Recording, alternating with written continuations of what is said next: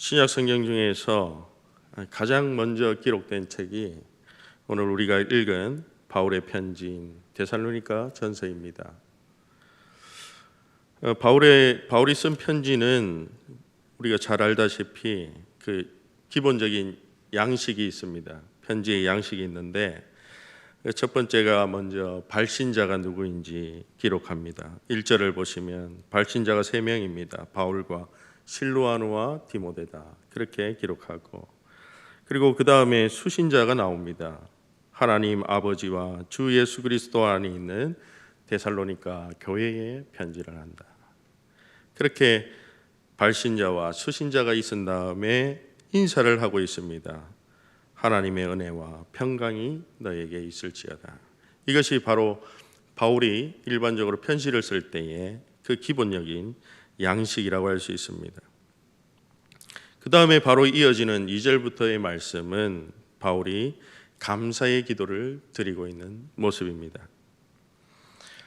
이렇게 데살로니가 교회에 바울이 편지를 쓰고 있는데, 이 데살로니가 교회는 어떤 교회냐면 바울이 자신의 전도 여행에서 2차 전도 여행을 할 때에 그 세웠던 그 이방인의 교회입니다.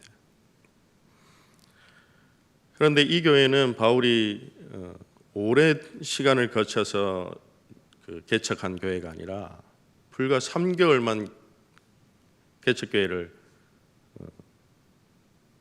3개월 동안 그곳에 사역을 하고, 바울은 그곳에서 유대인들에게 핍박을 받아서 도망가는 그런 신세가 됩니다. 왜 그렇게 핍박을 받게 됐느냐 하면 유대인들이 죽였던 그 예수 그리스도가 메시아라고 전했기 때문입니다. 바울이 회당에 들어가서 너희들이 죽였던 그 예수 그리스도가 바로 너희들이 기다려왔던 메시아다, 그리스도다, 그렇게 전했더니 그들이 회당에서 쫓아냅니다. 그래서 세우게 됐던 곳이 바로 이 데살로니가 교회인 것입니다. 바울은 핍박을 피해서 어디로 도망가느냐 하면 베레아라는 곳에 도망갑니다. 그곳에도 유대인들이 쫓아와서 자기를 핍박하니까 다시 아덴으로 도망가고, 그렇게 계속해서 남쪽으로 피난하게 되면서 급기야는 고린도까지 도망치게 됩니다. 1차 전도 여행을 끝마치고 바울은 목적이 있었습니다. 내가 계속해서 소아시아에서 복음을 전해야 되겠다. 계속해서 이 같은 지역에서, 아시아 지역에서 내가 복음을 전해야 되겠다. 그렇게 생각합니다. 그는 유럽으로 건너갈 생각을 하지 않습니다. 그런데 가는 곳곳마다 하나님께서 그의 길을 막아서십니다. 사도행전 15장 마지막 절을 보시면 하나님께서 계속해서 막으시는 장면이 있습니다. 그러다가 사도행전 16장이 딱 시작될 때에 성령께서 밤에 환상에 나타나서 드로아에 있을 때에 마게도냐로 네가 가야 된다, 그렇게 가실 길을 열어줍니다. 그래서 먼저 들어갔던 곳이 바로 유럽의 첫 성이었던 빌립보였습니다. 바울은 빌립보에서 갇혀서 감옥에서 갇혔던 그런 아주 유명한 도시입니다. 그 빌립보에서도 감옥에서 풀려나서 바로 찾아갔던 곳이 데살로니가 지역이었습니다. 바울은 데살로니가 지역에 갔을 때에 오늘 데살로니가전서 2장 9절 말씀을 보시면 밤낮으로 그가 일하고 수고했다, 그렇게 기록하고 있습니다. 왜 바울이 밤낮으로 일하면서 복음을 전했느냐? 그 이유 중에 한 가지가 당시에는 헬라 철학자들이 있었습니다. 그 헬라 철학자들이 지식과 지혜를 그 사람들에게 전해주면서 돈을 받았습니다.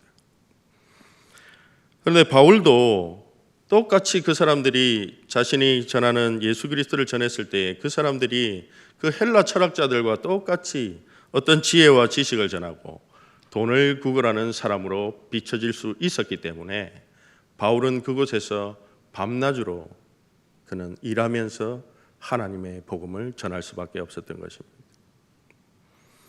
그들과 똑같은 사람으로 비춰지는 게 싫었기 때문입니다. 그들을 차별을 두기 위해서 밤낮으로 일하면서 수고를 다하여서 복음을 전했던 것입니다. 데살로니가전서 1장 6절 말씀을 보시고 또 2장 14절에서는 이 바울이 복음을 전했을 때에 데살로니가 교회의 성도들은 복음을 받아들이고 복음을 본받는 자라고 그렇게 기록하고 있습니다.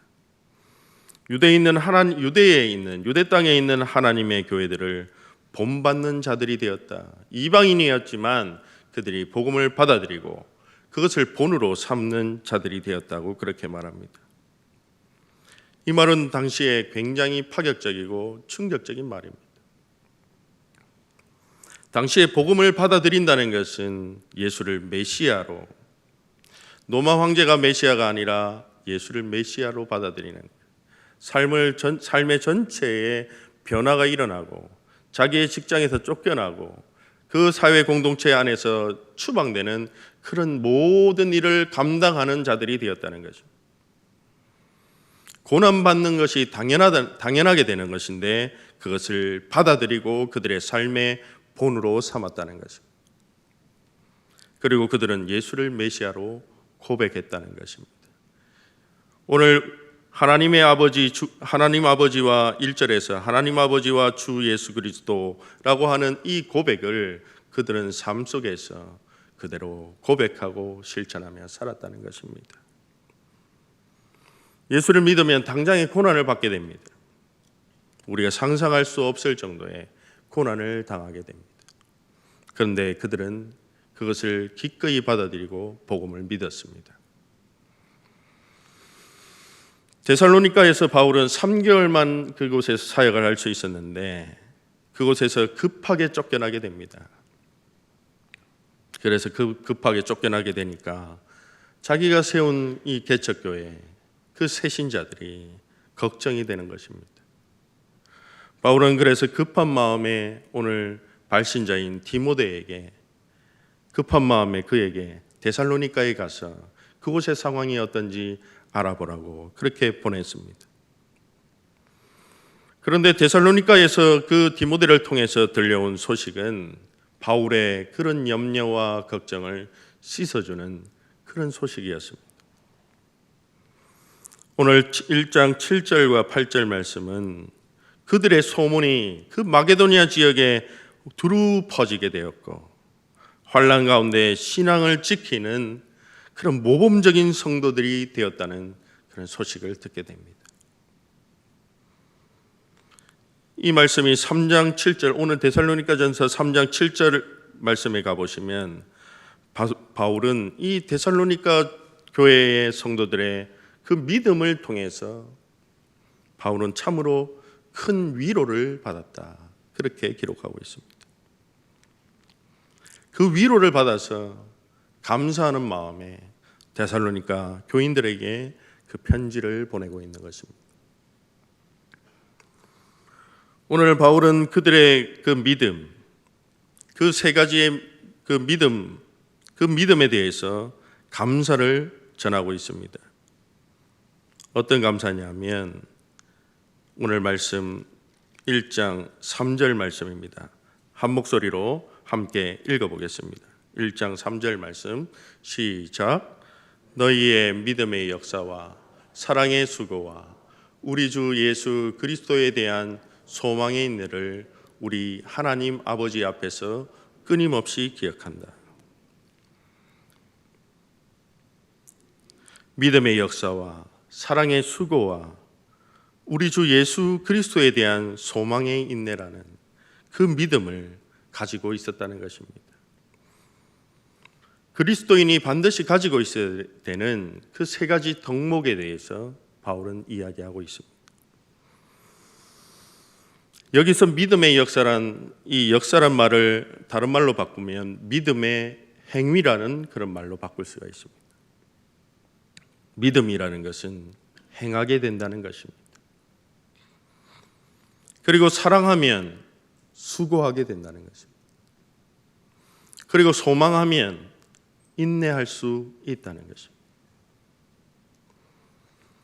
우리는 믿으면 구원받는다는 말은 잘 들었지만 믿음이 행위라는 말은 듣기에 조금 어색할 수가 있습니다. 우리는 믿음으로 구원받는다고 말합니다.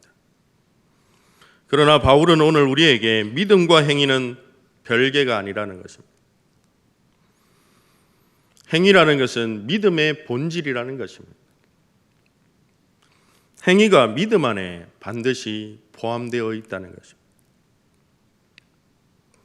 예수를 믿는다는 것은 교리를 믿는 것이 아니라 예수님을 본받아서 따라 사는 일이고 예수님의 말씀과 삶을 본받는 일이라는 것입니다.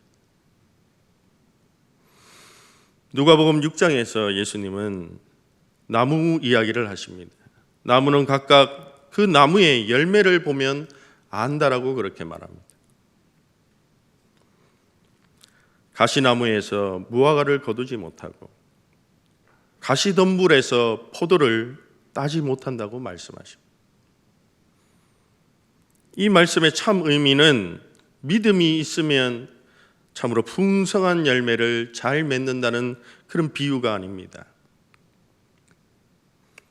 그 나무가 맺은 열매를 보면 그 나무가 무슨 나무인지 그 본질을 알 수 있게 해준다는 것입니다. 교회 다니는 사람이 있습니다. 그 사람이 진짜 예수 믿는 사람인지 아닌지 어떻게 알 수 있습니까? 그 사람이 맺는 열매를 보면 알 수 있다는 것입니다. 그 사람의 삶을 보면 알 수 있다는 것입니다. 그리스도인이란 어떤 사람이냐 하면 그리스도인답게 사는 사람이란 그리스도를 본받아서 사는 사람이라는 것입니다. 하나님의 아들이신 예수 그리스도, 우리 주 예수 그리스도를 나의 주인으로 삼고 사는 사람, 그 그리스도를 본받아서 사는 사람이 그리스도인이라는 것입니다. 데살로니가 전서에서는 이 그리스도인이라는 말, 그 그리스도인의 믿음은 고난이라는 말과 연결되어 있습니다. 오늘 1장 6절과 7절 말씀은 그들은 환난 가운데 말씀을 받아들였다. 그래서 주님을 본받음으로써 주변 지역의 모든 성도들의 모범이 되었다. 그렇게 말합니다. 데살로니가 3장에 가보시면 디모데를 데살로니가에 보낸 이유가 나옵니다. 2절과 3절에 보시면 그들이 믿음을 격려하여 환난 가운데서 그들의 믿음이 흔들리지 않게 하려고 디모데를 보냈다. 그렇게 말합니다. 그리고 3장 7절에 가면 바울은 자신의 곤경과 환난 가운데서 데살로니가 성도들의 믿음으로 말미암아 위로를 얻었다. 그렇게 고백합니다. 바울의 칭찬대로 데살로니가 교인들이, 성도들이 환난 가운데서 믿음을 지킬 수 있었던 이유는 그 믿음을 단지 교리적으로 말로만 받아들인 것이 아니라, 그런 믿음이 아니라, 지적인 수준에 머무는 믿음이 아니라 믿음이 삶으로 연결된 믿음이었기 때문에 그 환난을 이겨낼 수 있었던 것입니다. 복음의 능력을 의지하고 기꺼이 고난받으신 그리스도를 본받는 삶을 살았기 때문입니다. 오늘 말씀에서 두 번째로 바울은 데살로니가 교회의 사랑의 수고를 하나님께 감사드린다 그렇게 말합니다. 데살로니가 전서 3장 6절은 믿음이란 단어를 사용할 때마다 사랑이라는 말을 함께 사용합니다. 디모데가 너희로부터 와서 믿음과 사랑의 기쁜 소식을 전해주었다 그렇게 말합니다.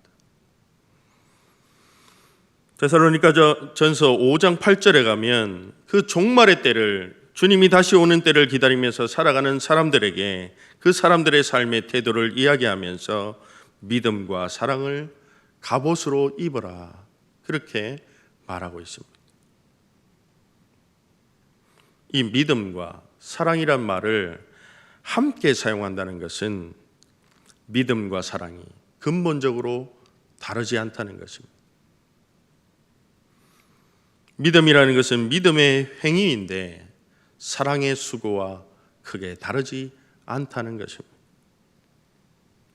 믿음을 따로 하고 사랑을 따로 하는 것이 아니라 믿는 것이 사랑하는 것이고 사랑하는 것이 곧 믿음이라는 것입니다. 왜냐하면 믿음의 행위의 최고의 극치의 최고의 행위는 사랑이기 때문입니다.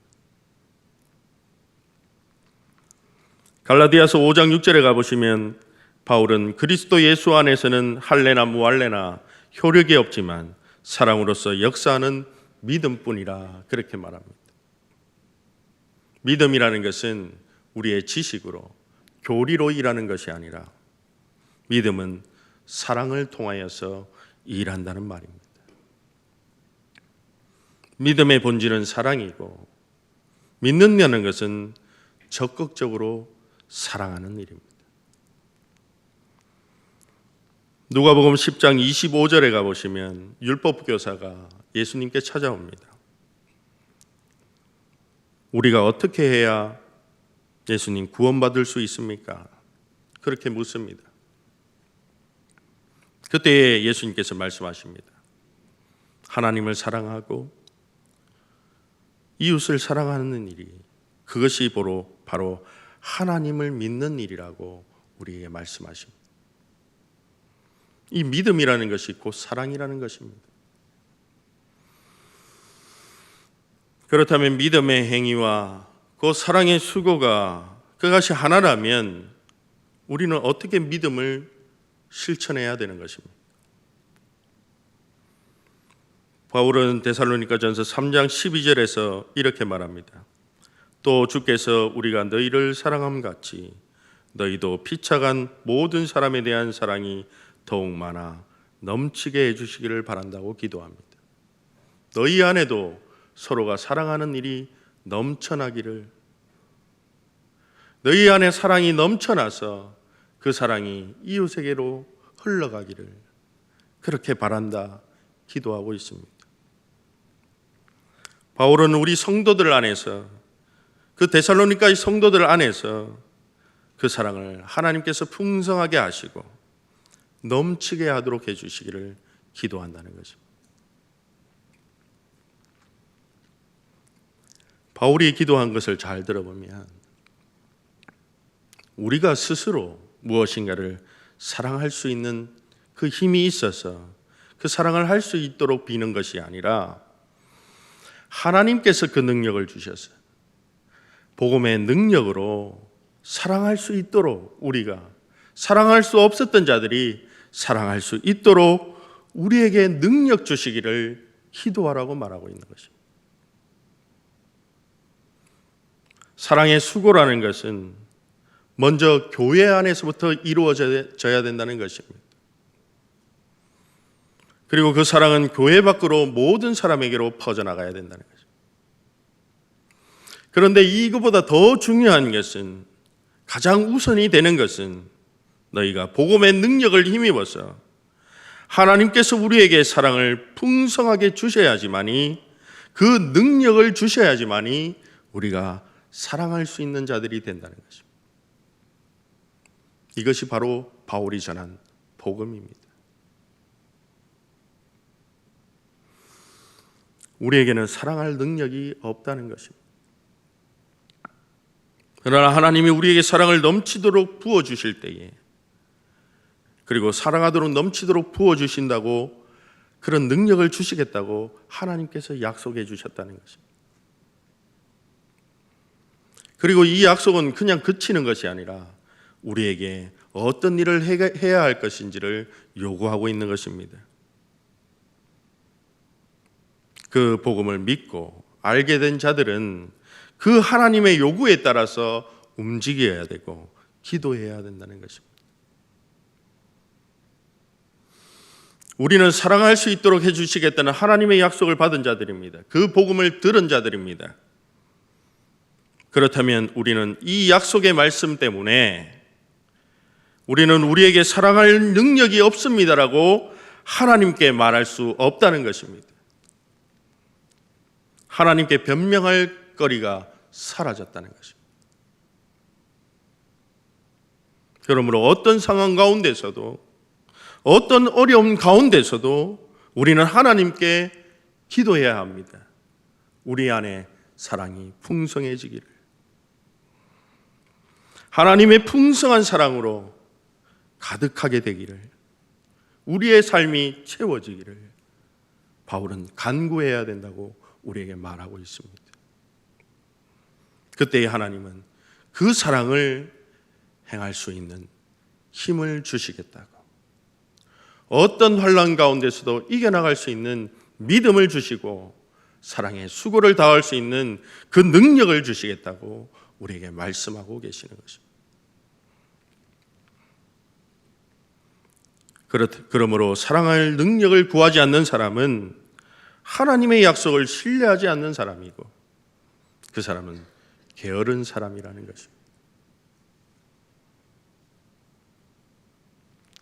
그런데 데살로니가 교회 성도들은 그 불과 3개월밖에 되지 않은 그 믿음을 가지고 있는 자들이었지만, 바울의 염려와는 달리 핍박과 환난 가운데서도 서로 사랑의 수고를 잘 실천하고 있었기 때문에 바울은 오늘 편지에서 하나님께 감사하고 있는 것입니다.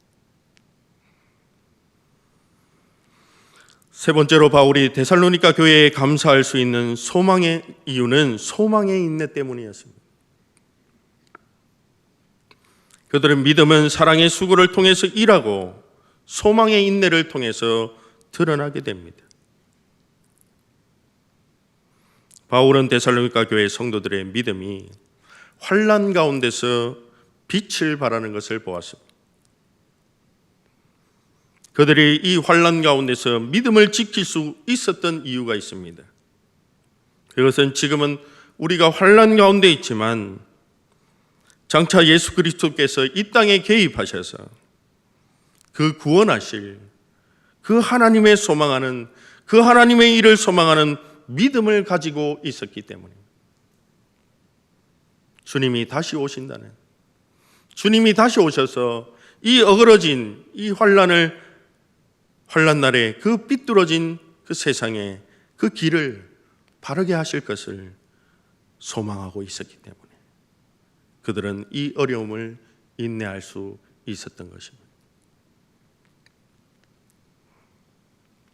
이처럼 데살로니가 교회의 그 모습을 보면서 바울이 하나님께 감사한 이유는 그들이 그 믿음의 행위와 사랑의 수고와 소망의 인내라는 것이 따로 떨어져 있는 것이 아니라 하나였기 때문에, 그리고 그 믿음이 아주 다양한 형태로 드러나고 있었기 때문에 바울은 감사할 수 있었습니다. 데살로니가 성도들의 믿음은 믿음 따로 소망 따로 사랑 따로 나타난 것이 아니라 믿는 것이 사랑하는 것이었고, 사랑하는 것이 소망하는 것이었고, 소망하는 것이 곧 믿음이었습니다. 이 믿음은 그들이 그냥 막연하게 미래에 있는 것이라고 생각하지 않았고, 머리에 있다고도 그렇게 생각하지 않았습니다. 그들이 가지고 있는 믿음은 그들의 손과 발에 있었고, 그들의 가슴에 있었고, 그 믿음은 사랑의 수고를 아끼지 않는 그런 삶의 모습으로 드러났다는 것입니다. 이것이 바로 데살로니가 교회의 믿음이었습니다. 오늘 이 어렵고 힘든 오늘 우리의 삶 가운데서 우리가 가져야 될 이 위기 가운데서 가져야 할 믿음이 바로 이 데살로니가의 성도들이 가지고 있었던 믿음인 줄 믿습니다. 이 믿음을 가질 때에 이 불확실한 이 땅에서 주님이 사랑이 필요한 자들에게 이 믿음을 가진 자들이 희망의 등불이 될 줄 믿습니다.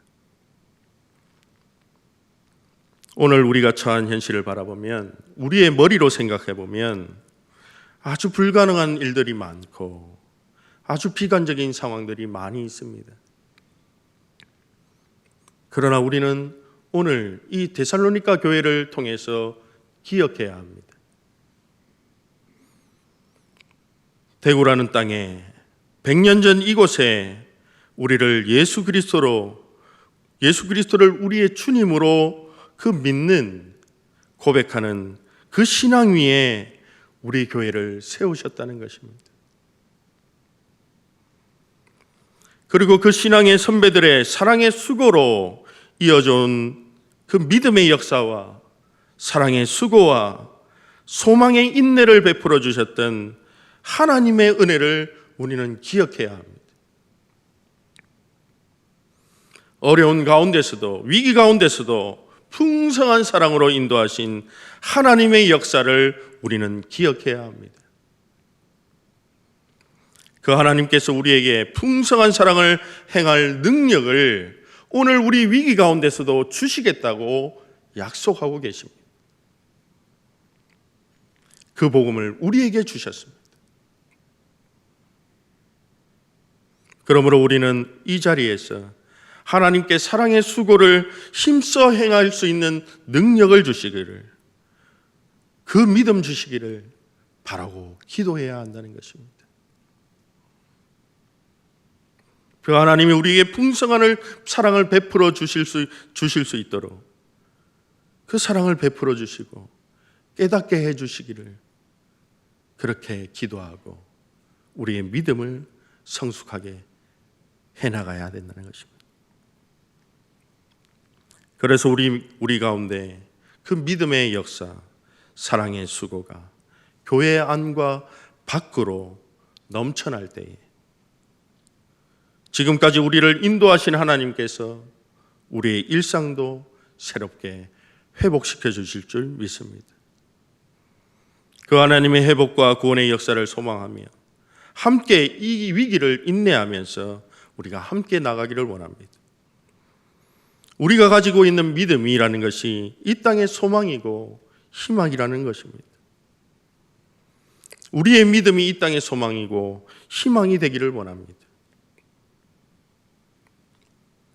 하나님이 우리에게 주시길 원하는 가장 좋은 새로운 일상과 그 회복을 소망하고 꿈꾸며 우리의 삶의 자리에서 믿음의 역사를 잘 행하고 사랑의 수고를 끝까지 다하며 소망을 가지고 인내하며 살아가는, 그래서 이 땅의 믿음의 본이 되는 우리 교회가 되고 하나님께 칭찬받는 귀하고 복된 성도들이 다 되시기를 원합니다.